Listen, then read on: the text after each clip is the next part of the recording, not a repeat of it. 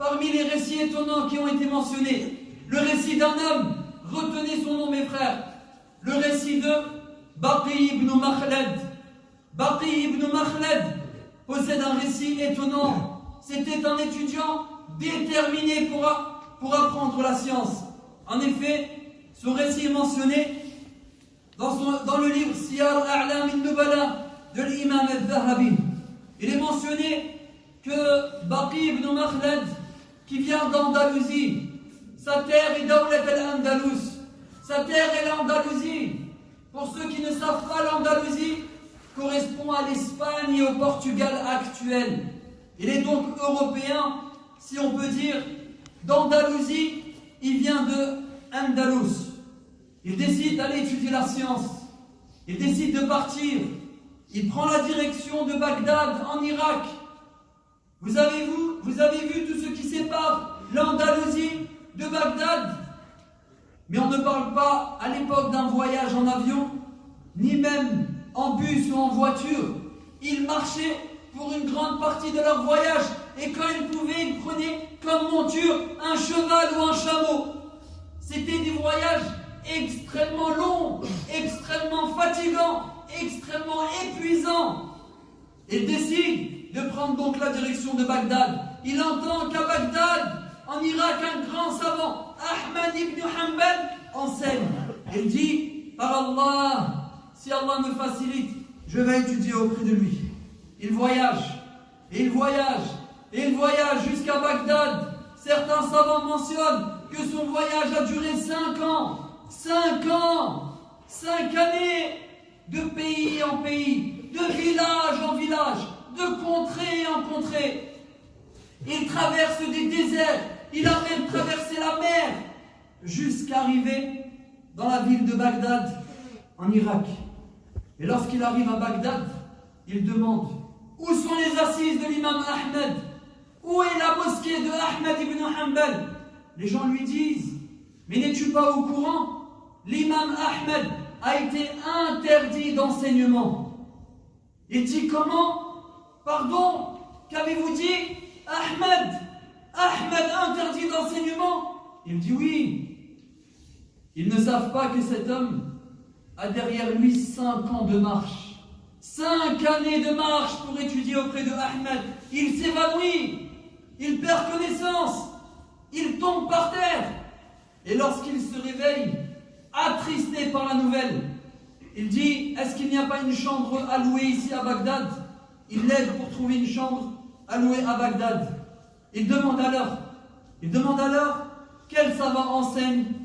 Et lui, il le dirige vers Yahya ibn Ma'in, imam al-Sunnah, le grand savant Yahya ibn Ma'in. Il se dirige alors vers l'assise de Yahya ibn Ma'in. Et à la fin de son assise, il va le voir. Et lui dit, ya Aba Zakaria, qu'Allah te fasse miséricorde. Je suis un homme étranger. Je viens de loin. Ma demeure est extrêmement lointaine. Je viens afin de te poser quelques questions. Ne me rejette pas. Yahya ibn Ma'in lui dit alors, pose-moi tes questions. Il l'a alors interrogé sur différents enseignants savants qui enseignent à Bagdad. Yahya ibn Ma'in a fait l'éloge de certains d'entre eux et a déconseillé d'autres. Il l'a alors interrogé sur un savant du nom de Hisham ibn Ammar. Yahya ibn Ma'in lui a dit, Fiqatun, il est digne de confiance, tu peux étudier la science auprès de lui.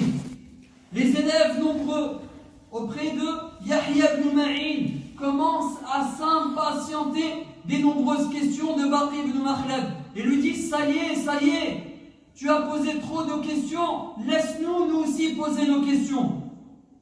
Baqi ibn Makhlad leur dit, une dernière question.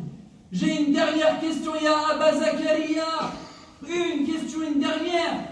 Il lui dit, d'accord, quelle est ta question? Il lui dit, qu'en est-il de Ahmad ibn Hanbal? Me conseilles-tu d'étudier auprès de lui? Yahya ibn Ma'in le regarde alors avec étonnement et lui dit, est-ce moi que tu interroges à propos de Ahmad? Est-ce moi que tu questionnes à propos de l'imam Ahmad? Dhaka imam al-Muslimin. L'imam Ahmad est un imam parmi les imams des musulmans.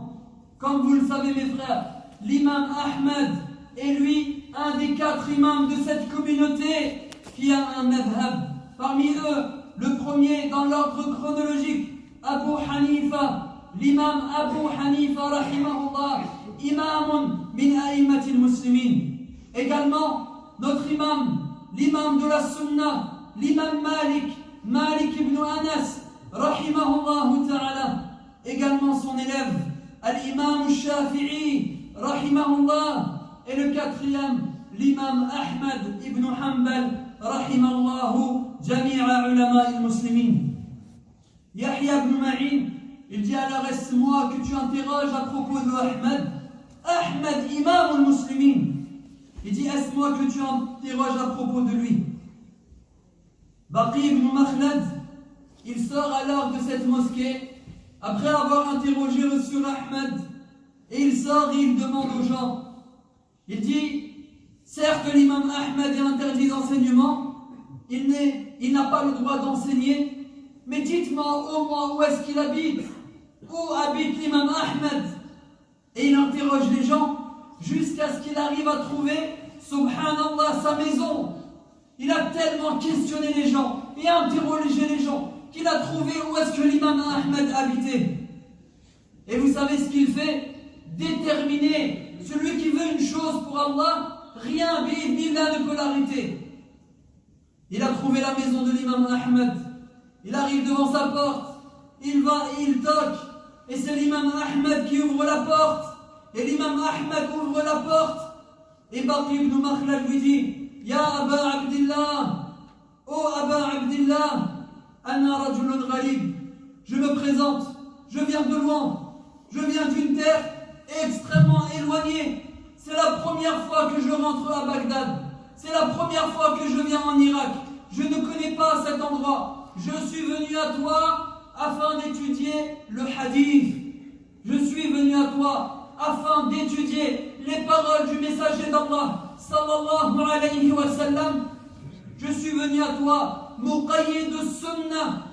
Je suis venu à toi afin d'étudier la sunnah. L'imam Ahmad lui dit entre. Il lui dit rentre. Et il ferme derrière lui la porte. L'imam Ahmad étonné lui dit Aïna mawdi'uk. Mais d'où viens-tu? De quel pays viens-tu? Baqi dit je viens de loin, Al-Maghrib al-Aqsa, je viens d'Occident. L'imam Ahmad lui dit Ifriqiya, lui dit viens-tu d'Afrique, du continent africain? Baqi ibn Makhlad lui dit Ya Aba Abdillah, je viens d'une terre encore plus éloignée que le continent africain. Une mer me sépare de l'Afrique, faisant référence ainsi à la mer Méditerranée. Il dit, pour arriver en Afrique, j'ai dû traverser une mer. Je viens d'un pays encore plus loin que l'Afrique. L'imam Ahmed lui dit, mais d'où viens-tu? Comment s'appelle cette terre? Baqi répond, je viens d'Andalousie. Je viens de Al-Andalus, d'Andalousie. Il lui dit, Inna mawdi'aka la ba'id. Il lui dit, par Allah, tu viens de loin, toi. Par Allah, tu viens de très loin. Il lui dit, Ya Aba Abdillah, 5 années de marche. Ça fait 5 ans que je marche pour étudier la sunnah, pour étudier les ahadiths du messager d'Allah, sallallahu alayhi wa sallam.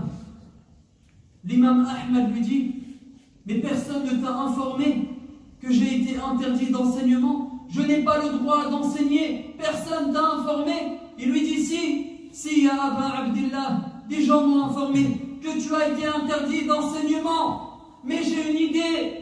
Je te demande de me laisser te l'exposer. Il lui dit, j'ai une idée. J'ai une idée, Ya Aba Abdillah. Laisse-moi t'exposer mon idée et tu me donneras ton avis. Alors l'imam Ahmed lui dit, quelle est ton idée? Baqi ibn Makhlad lui dit, je viens d'arriver. Je suis étranger. Personne ne me connaît ici. Je ne connais personne sur cette terre. Je te demande de me faire passer, l'autorisation de me faire passer ici pour un besogneux, un pauvre, un indigent, un sans-abri. Je porterai alors les vêtements des sans-abri, des pauvres, et je me ferai passer pour un pauvre et je toquerai ainsi de maison en maison à demander aux gens un peu de pain, jusqu'à arriver chez toi, et je toquerai à ta porte, et te demanderai un peu de pain, et tu me fais rentrer chez toi, et tu m'enseignes un hadith du messager d'Allah sallallahu alayhi wa sallam. Et ainsi tous les jours, je sortirai de chez toi avec un peu de pain, mais surtout avec un hadith du messager d'Allah sallallahu alayhi wa sallam. Avez-vous entendu, mes frères, les efforts et les sacrifices de ceux qui nous ont précédés dans l'apprentissage de l'islam, dans l'apprentissage du din? Regardez les efforts qu'ils ont faits pour apprendre ce din. Quel effort toi tu as fait? Quel effort tu as fait pour apprendre cette religion? Quel effort tu fournis pour apprendre ce din? Apprends, mon frère, apprends, wallahi, apprends, car la science est ce qu'il y a de plus précieux dans ce bas monde. Et regarde ceux qui nous ont précédés, les efforts qu'ils ont fournis. Lorsque Baqi ibn Makhlad expose alors cette idée à l'imam Ahmed, étonnante certes, mais il était véridique, l'imam Ahmed rahimahullah a dit j'accepte. Il a dit qabiltu, j'accepte, walakinna ala shart, mais j'accepte à une condition. Baqi ibn Makhlad lui dit quelle est ta condition ya Aba Abdillah? L'imam Ahmed répond ma condition c'est que personne ne doit te voir dans les assises de science ni auprès des savants du hadith, de peur que la stratégie soit dévoilée. Baqi ibn Makhlad lui répond laka shartuk, j'accepte ta condition, j'accepte ta condition.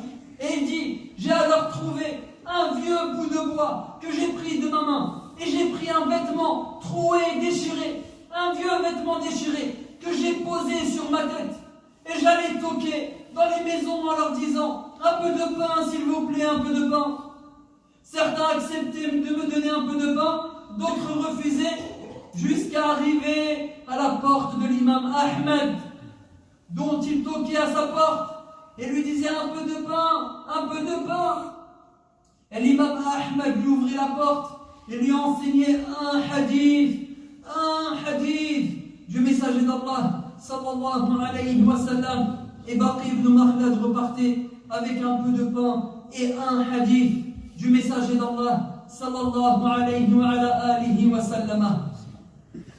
Baqi ibn Makhlad a dit j'ai persévéré ainsi dans cet état, me faisant passer pour un pauvre besogneux sans abri, étudiant ainsi les hadiths du messager d'Allah sallallahu alayhi wa sallam pendant plusieurs années, jusqu'au jour où le gouverneur est mort et est venu à la tête de l'Irak, un gouverneur qui était sur la croyance de Ahl Sunnati wal Jama'a, qui a libéré l'imam Ahmed de toutes ses persécutions et lui a permis d'enseigner. Et l'imam Ahmed ibn Hanbal, Asad al-Sunnah, enseignait alors la religion à Bagdad, dans une des plus grandes mosquées d'Irak. Des milliers d'élèves venaient assister à ses cours. Des milliers et des milliers d'élèves venaient assister aux cours de l'imam Ahmed. Il a été mentionné que durant ces assises, lorsque Baqi ibn Makhlad arrivait, l'imam Ahmed disait à ses élèves regardez qui arrive. Et les élèves se retournaient pour savoir qui arrivait. Il lui disait qui ya Aba Abdillah? Et l'imam Ahmed disait Baqi ibn Makhlad arrive.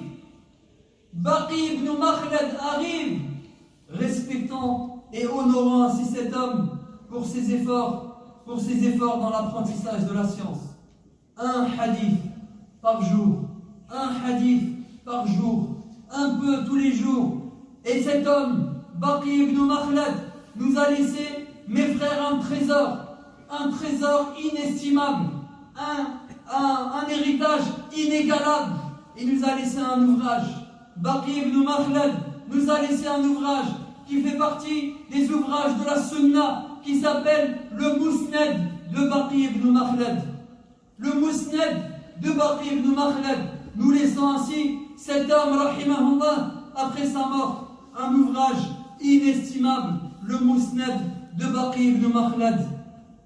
qu'Allah fasse miséricorde à l'imam Ahmed, ainsi qu'à l'ensemble de ses élèves, et Baqi ibn Makhlad, wa jami'a ulama al-muslimin, et qu'Allah fasse miséricorde à l'ensemble de nos savants, vivants et morts, et leur accorde les plus hauts degrés du paradis. Ma question, mes frères, ma question, c'est où en es-tu toi? Regarde eux.